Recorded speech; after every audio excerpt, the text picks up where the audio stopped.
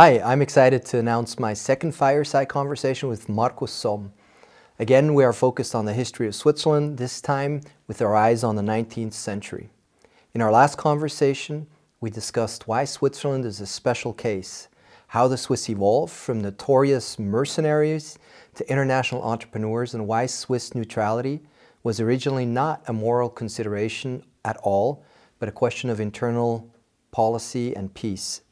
Today's conversation picks up right where we left it off last time and takes us into the era of industrialization in Switzerland. Markus explains how the industrialization happened in Switzerland, how our constitution was created after a civil war, and why severe constraints and competition have been crucial at every level to build a real democracy, a healthy economy, and a peaceful, forward-moving society. I hope you enjoy this conversation. If you do, don't forget to share it with your friends, have them subscribe, and follow us, and share any feedback you might have with us. Thanks.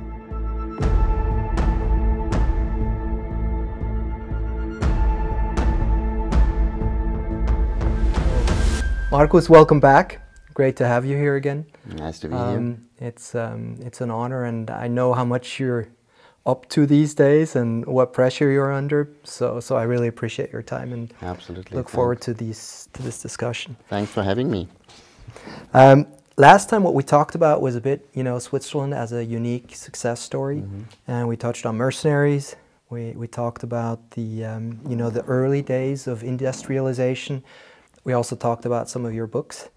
And did you translate them into English yet? Not yet, but I'm still working on it.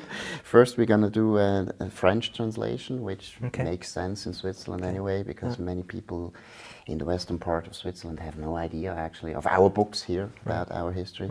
That's one point. And the other thing is actually, I really have to press on, because I think it's an interesting book. We had several of our clients actually asked, so it was there. So when are these books coming out? So it was something people would want. Today, I think what we want to focus more on is the next phase of the industrialization. So kind of that phase from 1800 to maybe 1780 to 1900. In there also the creation of the constitution, and also the establishment of the Swiss direct democracy system, I guess, would be part of that.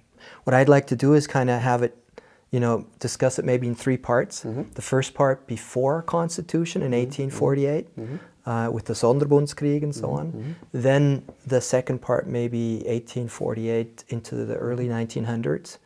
And then maybe zoom back to today and see, what happened. But I guess the question that we have to ask is, how did the industrialization happen in Switzerland, and how did it become such a model of success? I think one very important reason is actually, and we touched on this the last time, Switzerland had a kind of development which started in the 16th century, and that was already an industrial development. It was without machines. It was this evolvement system and so on. But that meant that people knew about markets, about foreign markets. They knew how to export. They had this know-how, which is extremely important in capitalism, of course. You have to know your customer. So because Switzerland had this long tradition of a textile industry, when in England the Industrial Revolution occurred in 1780. They were kind of the front runners, right? They were the front runners. Also in terms of machines, I think. Absolutely. I think we bought the machines from them initially. I mean, they had also a textile industry before as Switzerland. And as I said last time, the Swiss textile industry before 1780 was actually larger than the textile industry of England. I mean, figure that. I mean, it's amazing. It's amazing. And it was an industry that was totally dependent on exports, because Switzerland was a very small country, still is. So they had to export. And then when the Markus, just the reason for that, was that mainly because we had so many farmers that actually had a hard time? So they were part of their time was invested into this putting out system, or Yeah, why were we ahead of England in that phase? I mean, as I said, it started in the 16th century, and then you had in Switzerland, as in every part in Europe, you had the Reformation. And before that, in Switzerland, many people were actually making money in foreign armies. They were mercenaries. So back to that, then the Reformation happened. And in Switzerland, that was Zwingli, a very famous theologian, and he forbid the foreign services in the foreign armies. Okay. So they had to figure out something new. They had a problem. They had, above all in Zurich, which was an important canton at that time, still is, they had a problem. How do we make money anymore? Because it was impossible to go to France and to make money by making war. So the textile industry was one obvious possibility, but without the immigration of Protestants from Italy, that wouldn't have happened. So after the Reformation, you have this development that in Switzerland you had to do something else. Mercenaries was for some cantons, for the Protestant cantons, was no option anymore. So I would say that's one of the most important reasons. But all over the place in Europe, you had this kind of proto-industrialization in some regions. For example, in Belgium, in England, Lancashire, then in Saxony, in Germany, in the Rhineland, also in the Alsace in France. So Switzerland was not that special, but still all those regions were very special because actually agriculture was the dominant sector for everybody before the Industrial Revolution. But because the textile industry was so important in Switzerland, for us the Industrial Revolution in England was a shock. It came as a shock. So the machinery, so basically the machine production of textiles is where England then went ahead and kind of took over the lead. And it's one of the most interesting questions, actually, and I would say no historian is actually able to answer it. Why England? I mean, this is a huge question because at the same time you had also a textile industry in India or in China and so on. So it's very hard to explain why England was the first nation all over the place that was able to mechanize this process. But when they did, when they invented those machines, their product became so cheap and very quickly that even in Switzerland, that was far away, even in the Swiss mountains, they realized that very quickly. And because Switzerland was so well ahead in the textile industry, in contrast to many other regions in Europe, we were forced to industrialize very quickly because it was a matter of life or death. So now suddenly these machines also led to the creation of factories. So this idea of a factory and a factory worker. Yeah. When was that? Was that in the 1700s or end of 1700s? In England, it was already in the 1700s. Okay. But actually, also in England, the big push was after 1800. Okay. So then you had Manchester, Birmingham, and so on.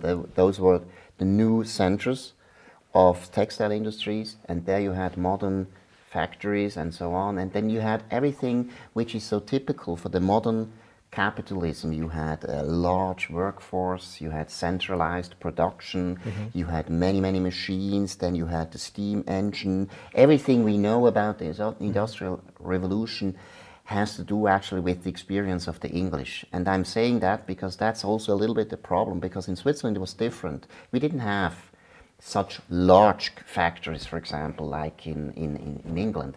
Everything in Switzerland was smaller and more decentralized, and it was not so urban. That's also very Urbanization important. Never happened here. That's why we don't have such large cities. Exactly. I mean, Manchester used to be a little city actually in the 1700s, and then it exploded. Then it was one of the largest cities in Britain. In Switzerland, we had only Zurich, and Zurich was a very small place still. I mean, they industrialized Zurich, and in 1840, Zurich was already one of the most prominent industrial sites in the world. I mean, you have to think about that. That's amazing. I mean, you read in British newspapers, they were saying, if you really want to know the latest inventions in mechanical engineering, you need to go to Switzerland. You need to go to Zurich, to Escher. Escher was one of the first very large companies in Switzerland.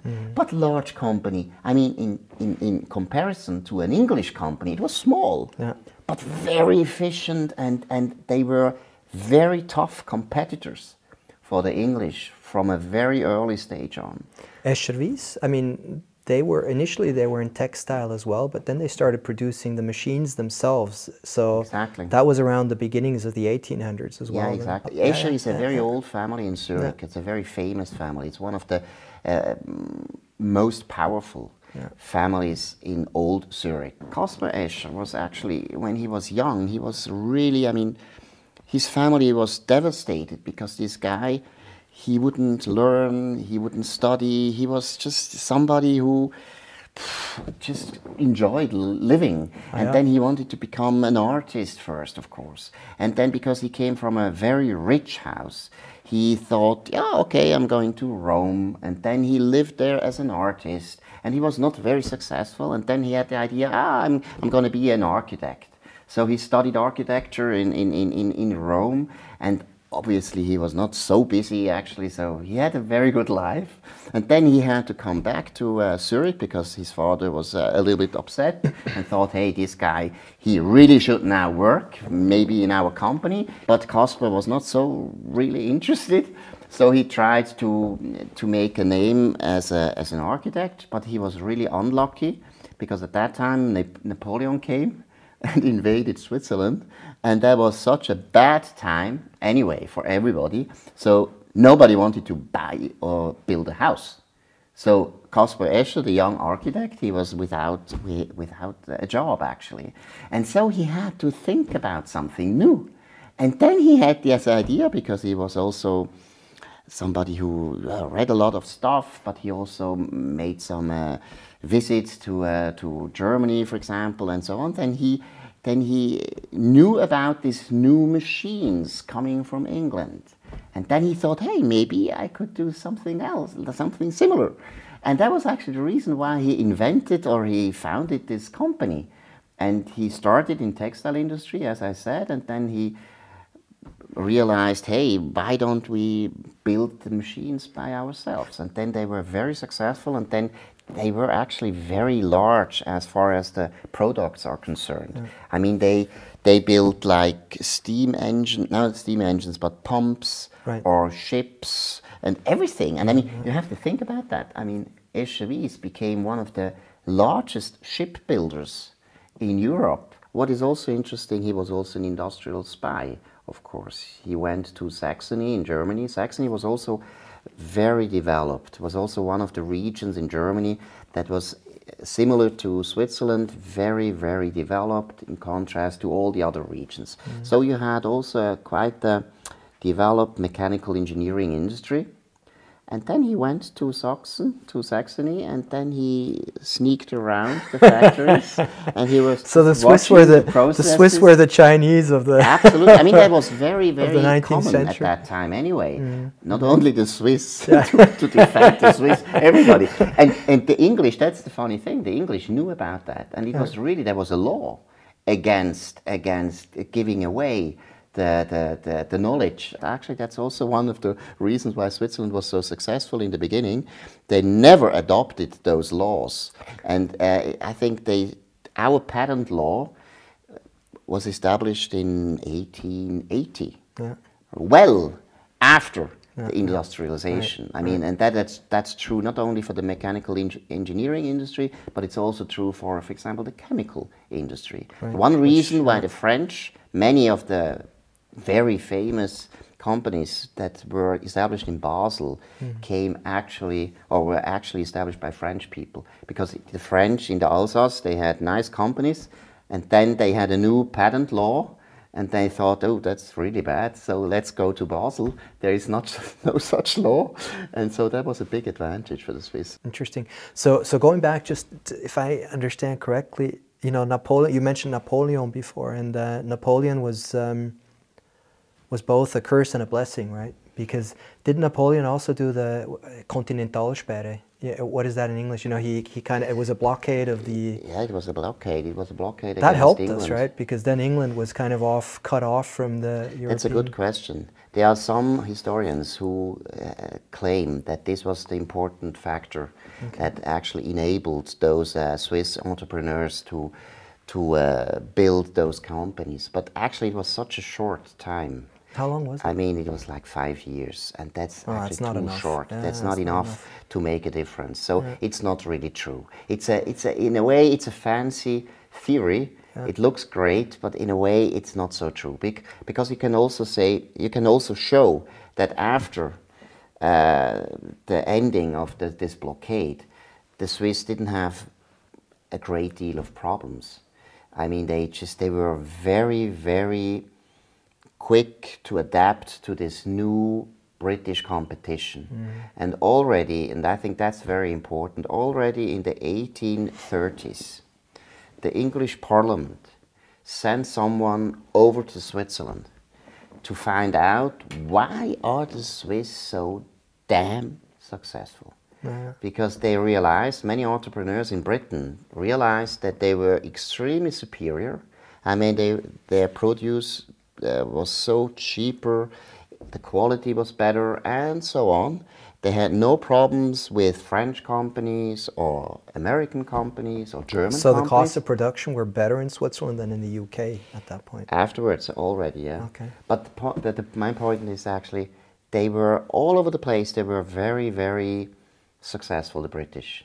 There was only one competitor that was really nasty, and those were the Swiss. And why do you think that was? Was that a language thing because of trade, you know, selling to Italy and France, or what was? I think the most important reason is that Switzerland was very quick to adapt to the industrialization, and they had to. Already in 1780, a third of the population of the canton Zurich, for example, was actually employed in the textile industry.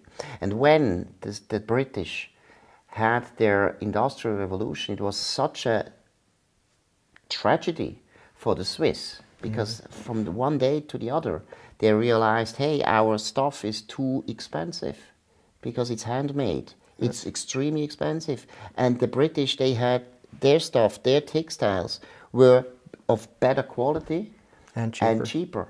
So they really had to learn very, very fast, much faster than other regions in Europe. And I think that's the reason. They really were forced to. Because I don't think it was a language thing.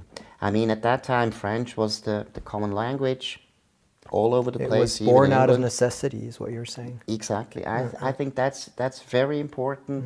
And Switzerland had also, that's maybe also a very important factor, the political environment in Switzerland was always, that was the issue of our conversation the last time, was always very convenient for the private sector, because the state was very decentralized, weak, very few regulations, low taxes. I mean, Switzerland is really a liberal case.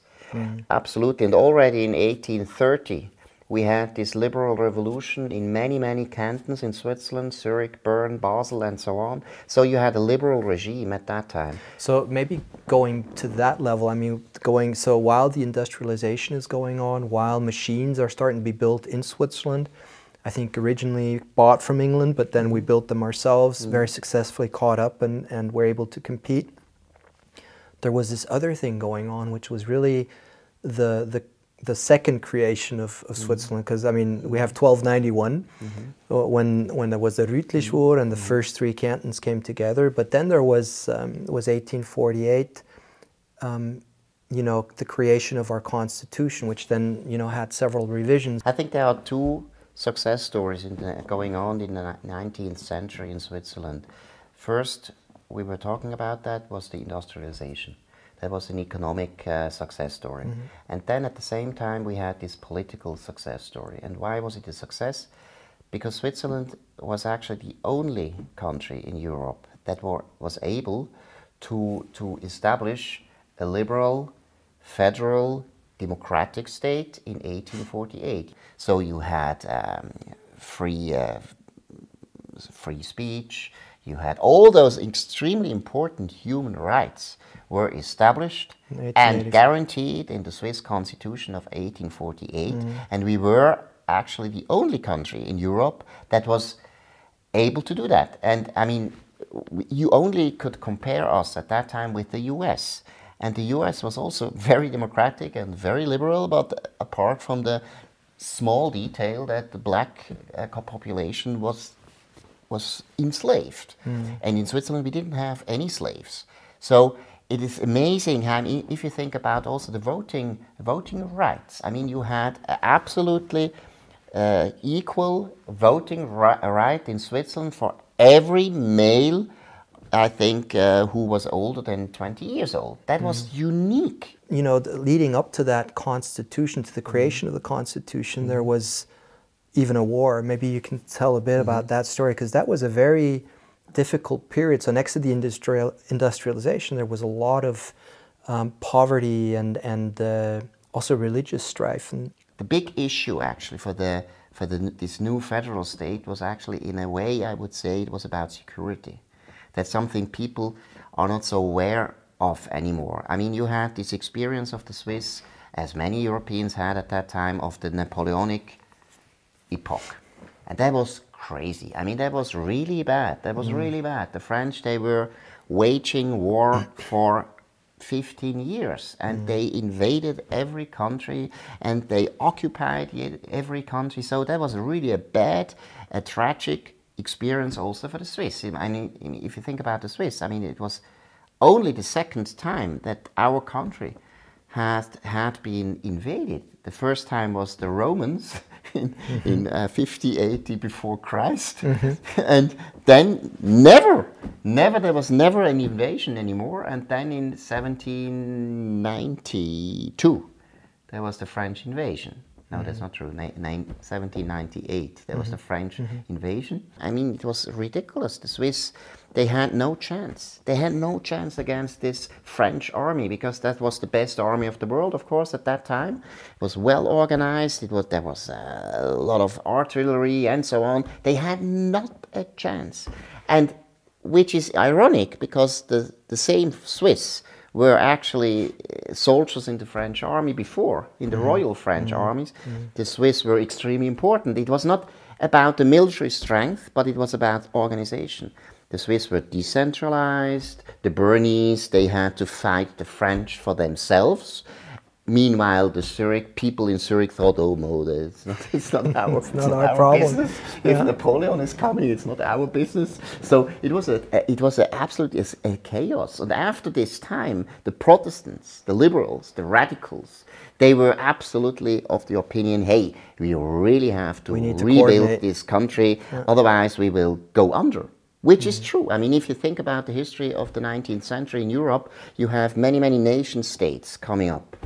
And those nation states, like Italy, like Germany, and so on, they were really powerful. And it was a question of existence, actually. Are we able to survive in this environment? We can't afford this kind of decentralized system anymore. We have to That was mainly the liberals, and if you look at the cantons, mostly the Protestant liberal cantons versus the more Catholic conservative cantons. Why didn't the conservative cantons go along with that thought process? Because it was a trade-off. They were, and in a way they were also right. First of all, they knew the Catholic part of Switzerland was not so well developed, because they had a very long tradition of mercenary services. Also the more alpine region, really. They were more alpine, and they were much more dependent on those foreign services. And they also realized Zurich and Basel, Senegal and so on, they were quite rich at that time. They were far advanced in industrialization. They had industry and so on. They were really developed. So they knew, in a way, if we centralize this country, we are going to lose out. So in that civil war, in that Sonderbundskrieg, how did those Protestants from Zurich, you know, those weaklings from the city, how did they beat those mercenaries from the mountains? How did that actually happen? That's a good question, actually. I mean, first of all, the numbers. I mean, the Protestant cantons were, of course, at that time as I said, industrialized. They had more population, people. they had more soldiers. They were more modern, of course. Their weapons were better. It was the end of the Swiss samurai, in a sense. Because you had a you can say that. mechanization of And the army. we also had, on our side, the liberal side, we had a very good general. That was Dufour from Geneva. He was really a very able general. And he was also a very able general in terms of politics. He knew we have to finish this business very quickly, because if this war, this civil war, it was a short war, a very short war, and it was a very unbloody war. I think like 150 people died. I mean, that's ridiculous if you compare with other civil wars. I mean, normally a civil war, I mean, the US Civil War was one of the most devastating wars in any time. So they had like 700,000 people dying or something like that. I mean, crazy. In Switzerland, it was a very short, nice war. Yeah, it was really, it's amazing. And they were extremely superior, obviously, but I think it was also a moral case in a way, because, you know, Switzerland had a very long tradition of being alone as a republic in this Europe. And in a way, it was really not very, how can I say, it was hard to explain for the Catholics that they are really fighting this war. I think they were not so motivated to fight this war. And it's also important that actually the issue was not about politics, it was about religion then. And the Protestants were the numbers. I mean, the Protestants were in the majority. If I have the numbers right, I mean, in the early 1800, we were like maybe 1 million, 1.5. And then I think by the time of 1848, 50, I think we had already like 2.5 or so. Yeah, and I then think so, yeah. 1900, I think 3.5. Today we're 8.7 million. Right. But during that time, there was like a very quick doubling of the population. What you're saying, it was mostly in the Protestant part where the industrialization was happening. Also, immigrants probably all went into that sector. Yeah, exactly. In the first 50 years, I would say that's true. And then the Catholic regions, they really caught up very quickly. So you had also industry in Catholic cantons and so on. But still today, you can see the differences. I mean, there are some cantons that had never an industrial development. And I think that's also one reason why many people have this wrong impression that Switzerland used to be a very poor country, still in the 19th century. This is not true. It's only true for some areas. And those areas were quite poor and people were forced to emigrate. But that was actually the exception. And Switzerland, after 1850, Switzerland is actually a country that has more immigrants than emigrants, if I'm not mistaken. Okay. Which is, of course, I mean, it's logical because you had this industrial development. So the Civil War ended, the liberals, the Protestants won, and then I guess under the lead of what was his name, Ulrich Ochsenbein, they created the Constitution. And I think what would be interesting now is if we talk a bit about our Constitution and how democracy is not democracy. You know, our democracy, I think initially, I don't think we had the initiative or the referendum from the very beginning. They came later, and so the direct democracy is actually not something that existed from day one, was it? No, but on the other hand, you had a very long tradition of direct democracy in Switzerland, and this is ironic in the Catholic regions in the central regions of Switzerland. Yeah. Actually, you had always a very long tradition of this. Of the Landsgemeinde. Exactly. Yeah. But on the other hand, you're right. In 1848, there was a constitution that was very similar to the constitutions we know now in most European countries. I mean, you had a parliament, you had elections to this parliament, and the parliament would vote for the government, and then you had a government. But you didn't have the possibility as a citizen to take part in the political process in a way. I mean, if we are talking about issues and so on, you were only supposed to vote for somebody. So that's what the others still have, right? It's more of that parliamentary approach. This guy was supposed to represent you in the parliament. Right. And that's the interesting thing. Why did they change this system? It has also to do with this very strong tradition of democracy in Switzerland, that you had the liberals in power, and they couldn't enjoy their power for such a long time. I mean, we were talking about Alfred Escher, and Alfred Escher was really a very talented, great politician, and also great entrepreneur. I mean, he was really important for the economic history of Switzerland. But still, I mean, he was like 10 years. He was really the number one in this canton, in Zurich, but on the other hand also in the whole in the whole of the country. But after 10 years there was resistance. I mean, then you had in the canton of Zurich, for example, people in Winterthur. Winterthur was always the second city in this canton. And people in Winterthur, they resented this power, this central power in the capital, Zurich. And you have to know that Winterthur at that time was actually an industrial powerhouse.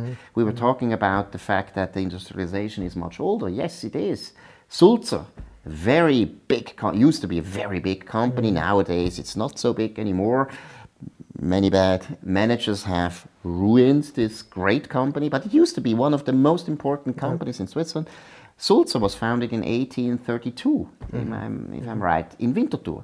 And Winterthur was also a center of the textile industry of the canton of Zurich. So people there, entrepreneurs, but also politicians, they were really self-confident. And they had the impression, hey, this guy in Zurich, why is he so powerful? Why do we have to obey all the time this guy in Zurich? And so there was a kind of a little revolution again. It was called the democratic movement.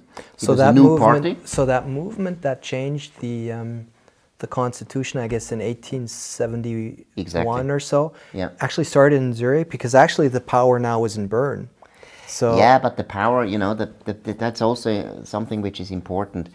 You had the Civil War, but Switzerland being a small country, if you are the winner, you can't afford to mistreat the loser in a way. We had to find a compromise between the Catholics and the Protestants and so on. So our constitution was in a way, and I think we have to be proud of that, it was a very smart compromise between central power, more central power in Bern, but still the cantons had many rights, actually. I mean, it's not, you can't compare the situation now in Switzerland. It's totally different. I mean, we have centralized over the centuries, to my mind, much too much, of course. But at that time, in 1848, you had a federal government in Bern, 7 people, and then you had 3 officials. 3 officials, the whole administration in Bern. Oh, I wish we could go back to those days. Very nice. That was exactly good. But at the same time, you had in the cantons, for example, Zurich, you had a proper administration with, say, 200 people, something like that. So at that time, the cantons were still very powerful and very important. If you had a small revolution in Zurich, it had implications also for other cantons, and then right in the end for the federal level. So it took some time, but it's interesting. I think the interesting thing is really that 1848 was not the final point in our political development.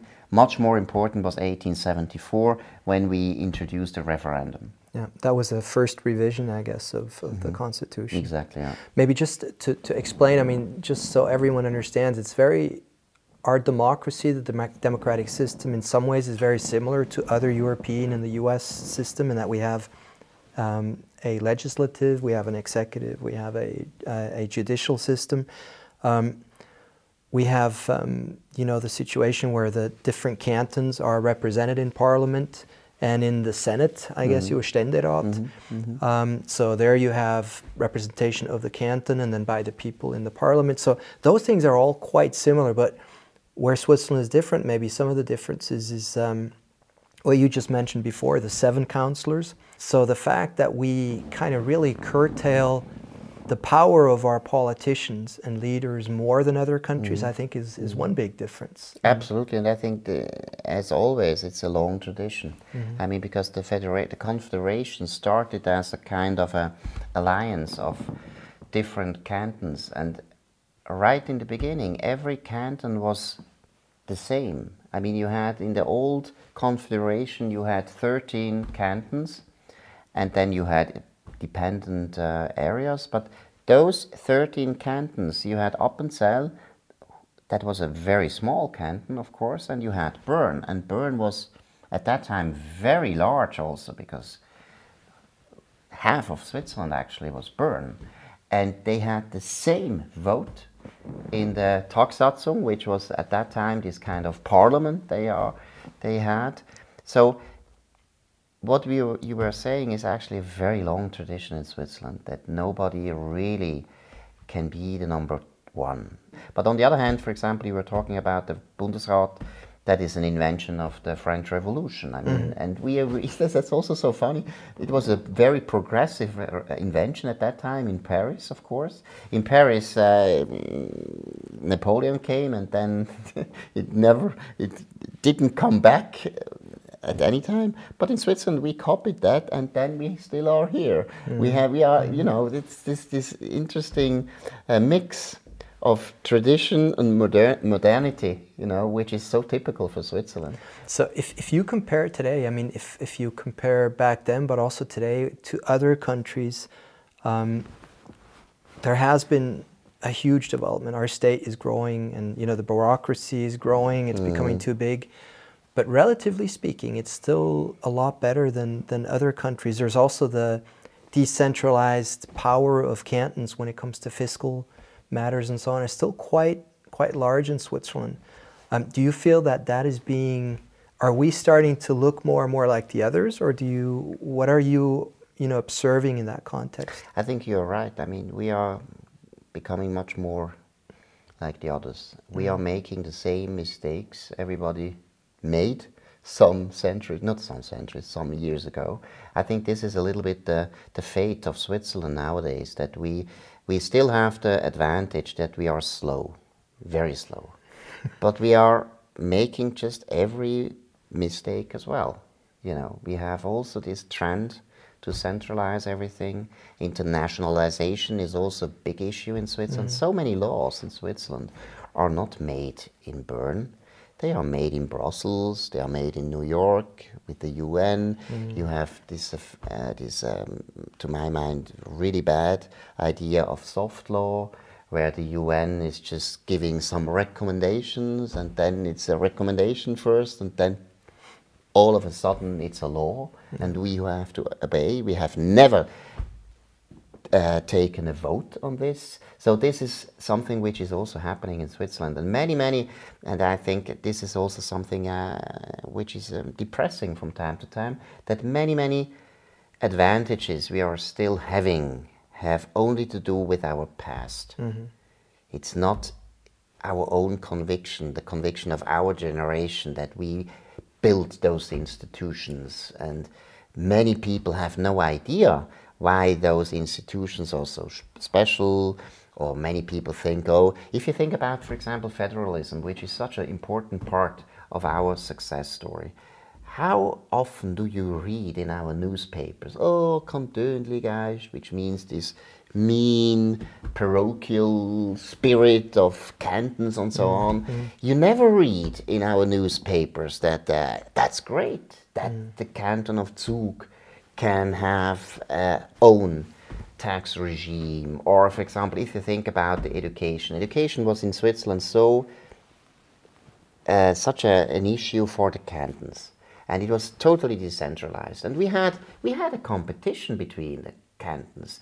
At that time, 50 years ago, you knew the schools in Zurich are brilliant, and the schools in Grisons maybe not so good, and so on. We had this kind of competition. And then you had also this harmonization in Switzerland, where and it's always the same. I mean, you can see that in the European Union. whenever you harmonize something or if you centralize something, it's only you always have the lowest standard as a result. That's the bad thing. Yeah. Because people, when they are talking about harmonization, of course they think, yeah, the harmonization will be, all of them will be the best. But the contrary is true. Yeah, I mean, I think at every level I would agree with that. You know, at the individual level as much as at the state level, competition, diversity, the power and you know, benefit of achievement, and you know, a system of reward for your own achievement. All those things, when you harmonize them, you do not strengthen the system. You weaken it. You weaken the child in that way. You weaken the person. You weaken the canton, the state. Absolutely.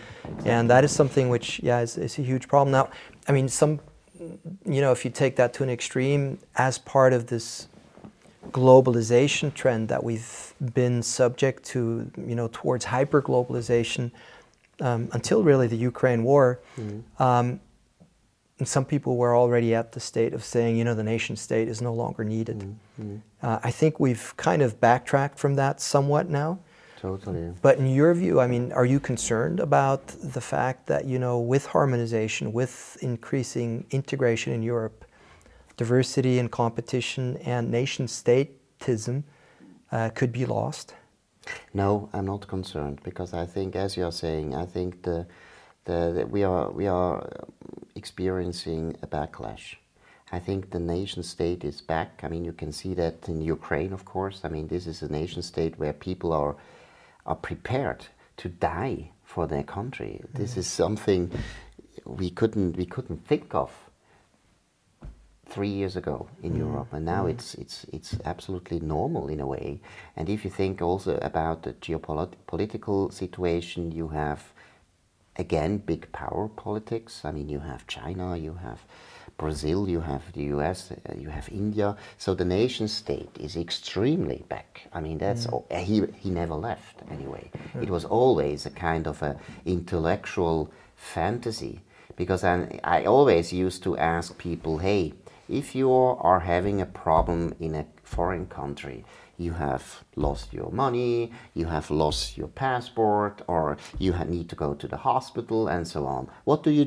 Do you call the EU, or do you call your embassy, the French embassy, the German embassy, and so on? So the nation state was always with us, because it has turned out that the nation state is still, to my mind, the best compromise between individual rights and some security you really need to survive. So if you think also about democracy, I mean, we have many nation states in the West that are absolutely perfect democracies.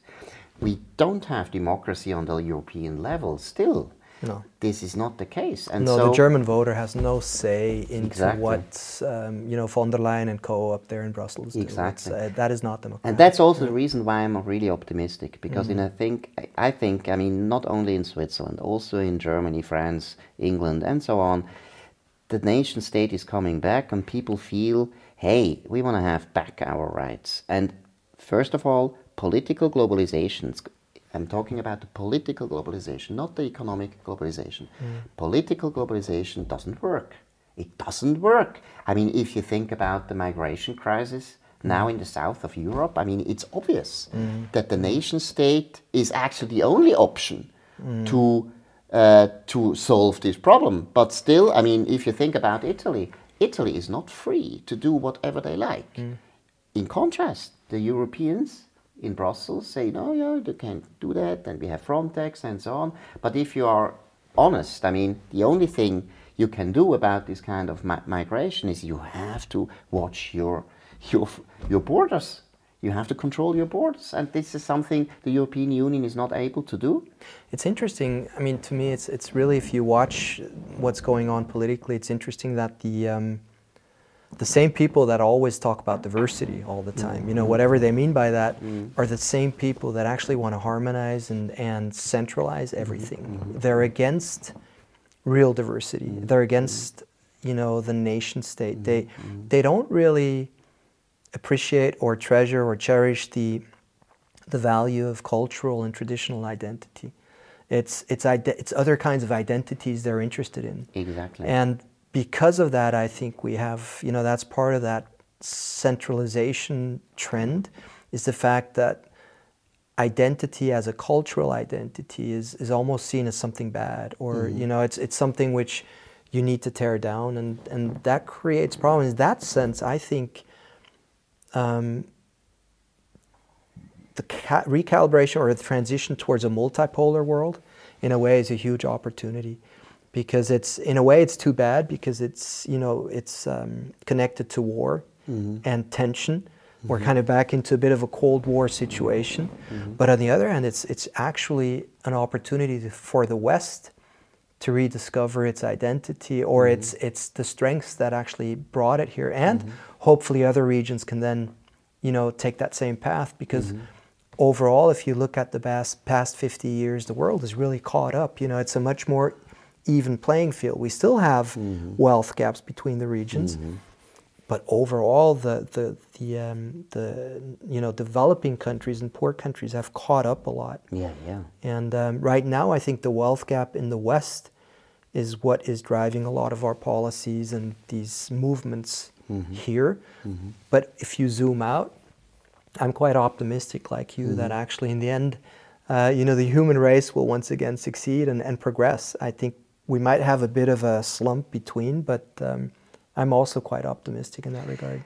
I also think you were talking about this development in China, India, and so on. Yeah, competition is much tougher now. Competition for the is good. Europeans and the Americans, competition is again quite tough. And 20 years ago, we were so full of ourselves. We thought, hey, we have won the Cold War. America is the only superpower, and so on. We can do whatever we like. I think it was a kind of an empire. It was, maybe you can call it the American Empire or the Western Empire, and so on. And you had all those mistakes that are so typical for empires. This kind of centralization, for example. I think this is so typical for empires, that you want to centralize everything. If you think about the UN, if you think about the soft law, and so on, it was always the same. You had actually some bureaucrats in Geneva or in New York or in Washington or in Brussels, and they thought, hey, we know better, and we're gonna do everything for you all over the place. And now I think this is this kind of confidence has been shattered. I mean, they realize so many policies just don't work. I mean, if you think about energy, it doesn't work. If you think about collective security, it doesn't work. I mean, hey, why is there a war between Russia and Ukraine? We should have, actually, we have the UN, and we thought the UN is kind of a peace organization, and so on. It doesn't work. So I think that's one reason why people feel, hey, those, I would call them like this, elites. They thought they know everything, and it's not true. The results are appalling. I mean, the problem with elitist, centralist, autocratic systems, in my view, is the fact that the competition that is missing is the competition of ideas, right? I mean, if you don't have a competition of ideas, you cannot progress. So from that standpoint, I agree with you. I think it's an opportunity that we're kind of backtracking from that globalist movement. The drawback is that, you know, it's this recalibration, in my view, will not happen without turbulences and, you know, without problems. And we are seeing that. I mean, Ukraine is just the beginning. I mean, we don't know what's happening in Asia and so on. We have no idea what's the result of the elections in the US. I mean, it's also very troublesome in a way. But I think you are absolutely right. Competition is something which is always healing. It's in a way, I think people don't understand it's that. Healing. At first sight, we think, oh, competition, that's about being better and beating up somebody else, war, and so on. But the contrary is true. If you have competition, the best idea wins. And that's always in the interest, actually, of everybody else. You know, competition is also the only method that you can learn. Yeah. I mean, if there's no competition, you don't have to learn, because you're always the best, of course. But if there is somebody else, a rival, who is better, then you can learn from him. And I think that's the reason why democracy is such, actually, it's a very good system. But nowadays, it's, to my mind, in many Western countries, it's broken. Because competition is not really, how can I say? It's not in the interest of the elites anymore. If you think about Germany, where you have a big party, I don't like this party. I don't like it party. It's too right-wing to my mind. They have issues with the German past, something I can't stand, really. I have very strong feelings about that. But still, there must be competition. And if this is the second largest party in Germany, they should have a fair chance at government. The same is true about the issues now in the US. I mean, Trump is just a very, very big competitor. And if you are a Democrat, of course, that's bad news. But if you are a real Democrat, with a small letter, then you have to accept that this guy is running for president. But no, there are many, many indictments now. They're doing everything just to actually to shut down competition. And I think this is so true for almost every Western country nowadays. And that's the reason why we are also so, in a way, in a bad situation, that we can't learn from each other anymore. I mean, if you think about those right-wing parties that are coming up in every Western country, what is the issue of those parties? Yeah, immigration. Immigration doesn't work. We need different solutions. Maybe we could also learn from them, and so on. So I think this is one reason why I'm extremely optimistic about Switzerland. Because our institutions are not because we are so smart. We are not smarter than everybody else. But because all of those institutions are actually historical experiments that just were in place, and nobody knew actually exactly why. Because we have such strong institutions in our country, competition is always the case. Political competition is, you can't shut down competition in our system, because you have the initiative, you have the referendum. And I mean, even you and me, if we really care about, for example, bureaucracy, and I'm also thinking about that, by the way, you know, if we are really feeling strongly about the growth of bureaucracy, we could, you know, gather some signatures for a popular initiative and then put that to the vote. And so let's talk about that a bit. I think that's really, I mean, that's now, if we talk about the specialty of Switzerland, it's the fact that with Volksinitiativen, with initiatives of the people, with 100,000 signatures basically, we can, you know, initiate the process. Generally, those initiatives don't go through, but lead to laws, or you know, the creation of new legislation. But they change things. And the three areas that I find most problematic in Switzerland today is one that you already mentioned: immigration policy. I think there we have a problem in Europe and Switzerland as well. The other one is energy. Energy policy. I think you always say atom, and I'm fully with you. I think there we have something to discuss.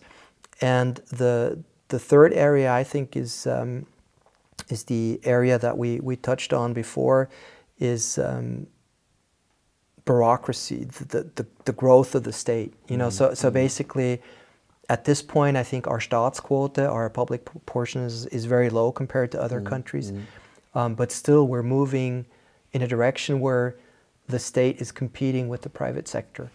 And that's a huge problem. When, you know, my son, who's at the ETH, at the technical school in Zurich, when he goes to these job fairs, you have people from the Bund which openly tell him, you know, come to us, you've got the best social security package, you can't really be fired. Our salaries are 20% higher, and you know, you don't actually have to work that much. You know, we have 8 to 5. That's what's happening, right? Crazy. What's cool is that we could actually start an initiative in those areas. You know, we have that power as a people, and that gives you as a citizen, it gives you ownership, the feeling of ownership, and that's unique still in Switzerland. Absolutely, and I think it's also a political system that is really very responsive. You know, I think one reason why we have the SVP Conservative Party, that is now the largest party in Switzerland. 30 years ago, that was not the case. And it was only about immigration and our relationship to the European Union that were so important for this party, and obviously for many, many voters, that this party was so successful. And it has to do with our political system, that we were actually the first country. We were actually absolutely the first mover. We were the first party, first country experiencing this kind of right-wing opposition. I mean, now you have the same in Sweden, in Germany, in the US, in England, and in France. But we were first. Yeah. And it has to do with this political system. For example, if you think about immigration, we had so many votes on immigration. I mean, we had more votes on immigration than everybody else in the whole world. And this is a good sign, because it shows, yeah, people care about immigration. They think it's not so good, or some people think it's good, but obviously it's an issue. And then we have to talk about that. We have to figure out, is there a better solution? The same is true in the energy policy. Yeah. I mean, as you know, there is also now an initiative. People are gathering signatures for this initiative. That initiative has the objective to how can I say, to abolish a kind of a technology ban.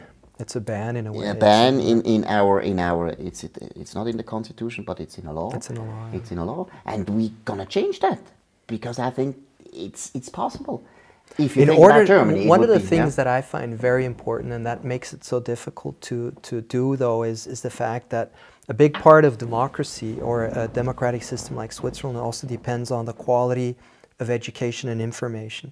And when we come to the topic of energy and nuclear power, the fact is that most people have no clue how nuclear power works. I don't think even people that would be open to nuclear power, in principle, actually understand what the new technologies look like. We have to do something to educate people more on the fact that there's technologies in Europe too that are only like 5 to 10 years away. Nuclear technologies that have a much smaller ecological footprint than any solar or windmill in Switzerland, that are safe, you know, where you cannot have a nuclear meltdown the way you could have in the past, that can be done economically and in a very modular and calibrated way.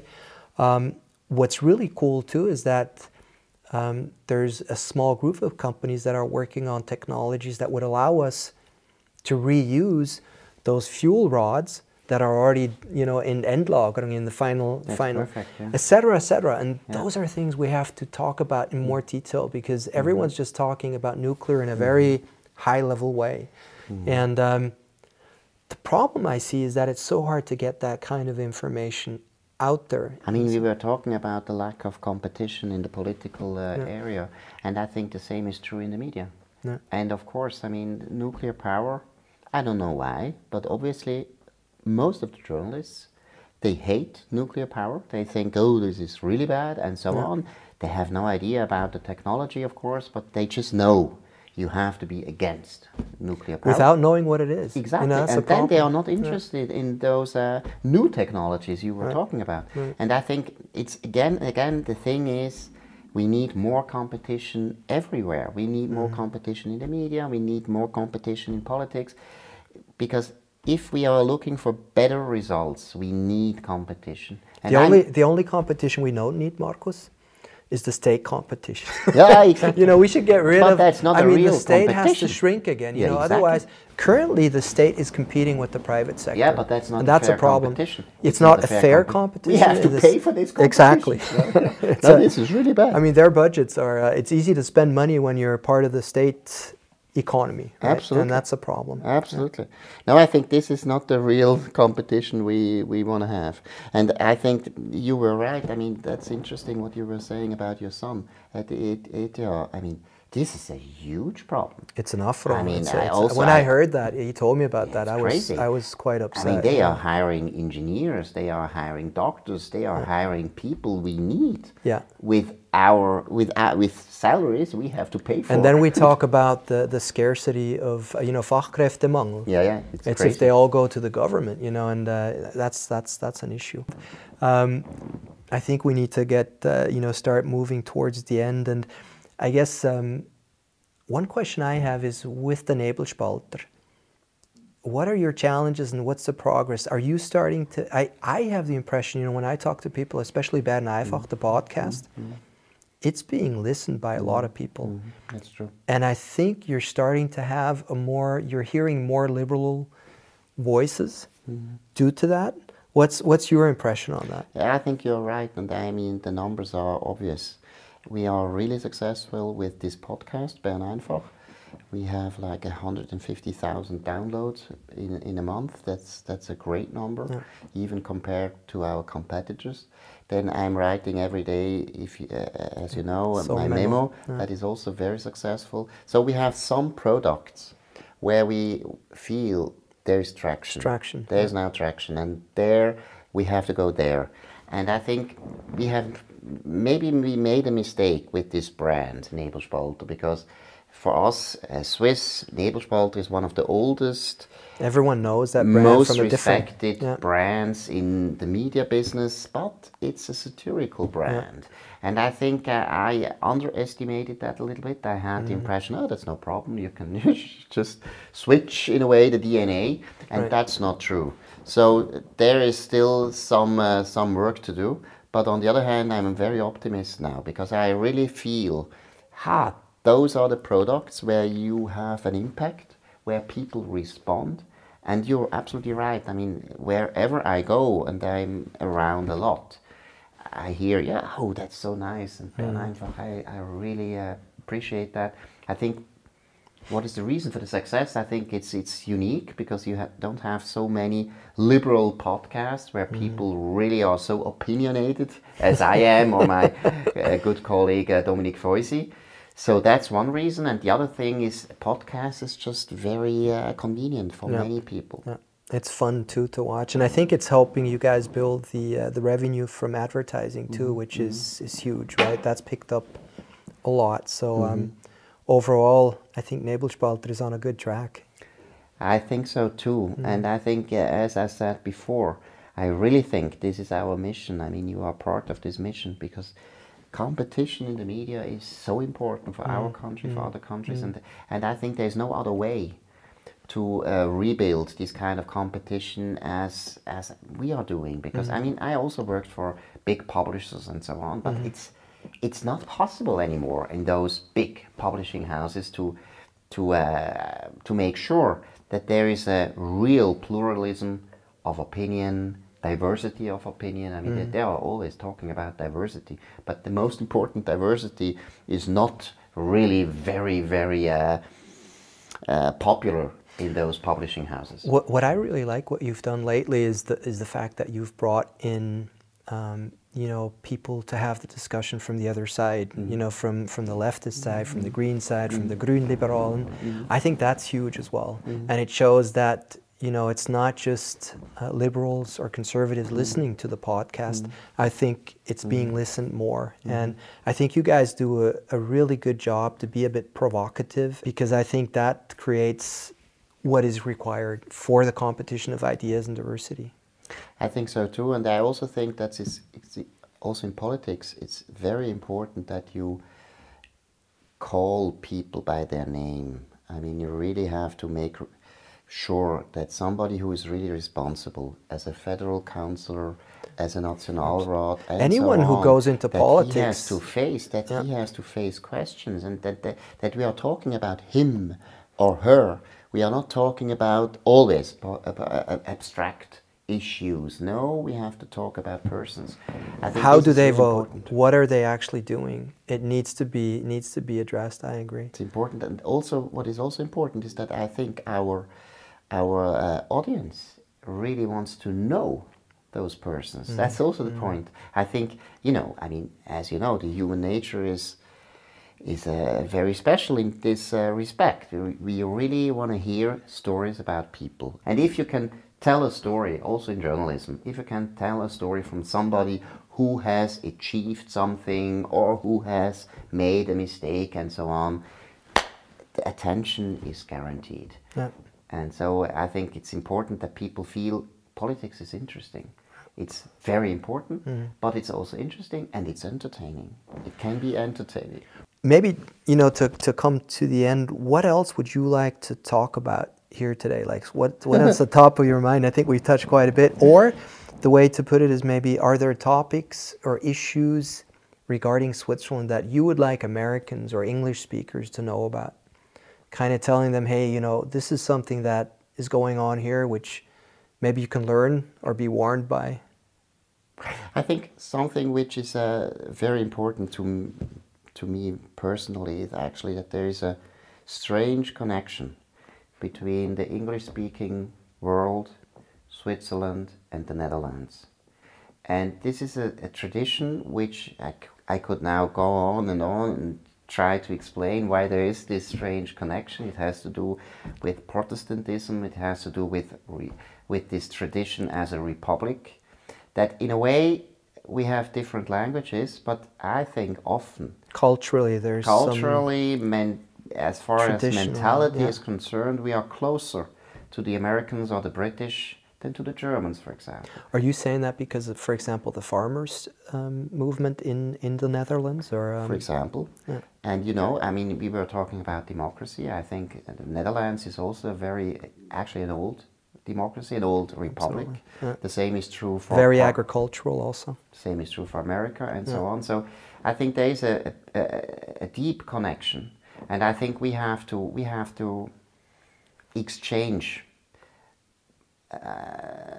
much more our ideas and our approaches and so on. I think in a way it's interesting because Switzerland has 3 languages.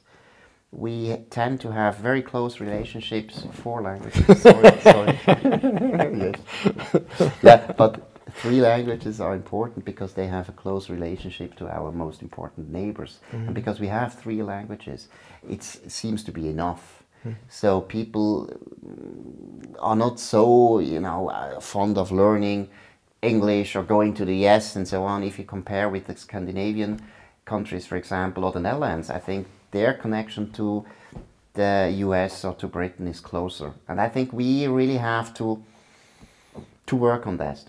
I think we would, because I think for the Americans, Switzerland is a very interesting case. And I mean, they don't have to learn anything from us because we are a very small country. But on the other hand, I would like to tell them the story about why the American Republic wouldn't exist without Switzerland.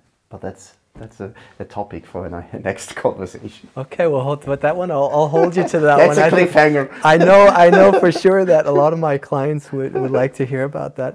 I actually have, you know, some clients in the US that would love to send their kids to come to school here or to work here. And there we always run into the limitations or difficulties because of the EU, which is a huge shame. It's crazy. You know, it's the Personenfreizügigkeit or the free movement of people in Europe that we've signed up to, that bilateral agreement, actually kind of crowds out people to come here. Because I think, I mean, I love immigration. I'm all for immigration. I would just like to be able for us to control and calibrate that immigration to our needs, right? And immigration has been a huge factor and success factor in Switzerland. We have more than 30% foreigners here, and I love the way everything is working. You know, we don't have the problems of ghettos and so on that some other European countries have. But right now, we're actually held back to integrate and to, you know, to have an osmosis with other areas of the world, which is a huge problem. I also think we should have kind of a regime that is similar to the Canadian system, something like that, where we can choose those people with regard to from immigration all over the world. I mean, we need people from Hong Kong, we need people from Israel, we need people from Australia, and we need people from Bulgaria. Nothing against Bulgaria, but I think this kind of a selection that we are having now, that we are just... Well, we don't have a selection. It's we like have a just selection in that case, that we, in that respect, that we have to take in people from Europe. Yeah. Only from Europe. No. We have no choice. No. I think this is really bad, yeah. So there's another topic. Yeah. So we will never run out of topics, that's for sure. That's okay. This was so much fun. Thank you so much, Markus. Thank you. And, That's really fun, and, yeah. Thank you.